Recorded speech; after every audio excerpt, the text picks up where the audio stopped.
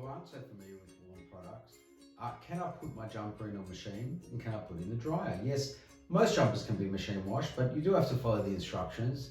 Will have to be cold water, and even some woolen products cannot be machine washed. But getting onto the dryer aspect, no. You cannot put anything woolen related into a dryer. Not a woolen jumper, not a woolen vest, not a woolen beanie, not even woolen gloves.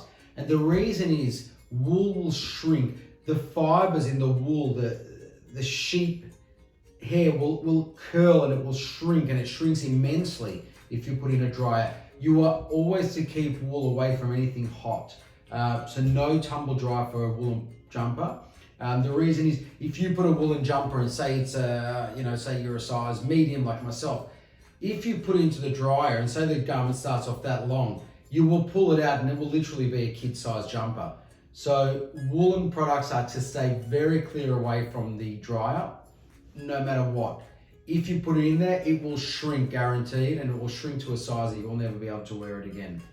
So keep it away from the dryer. That's one recommendation I can make for sure.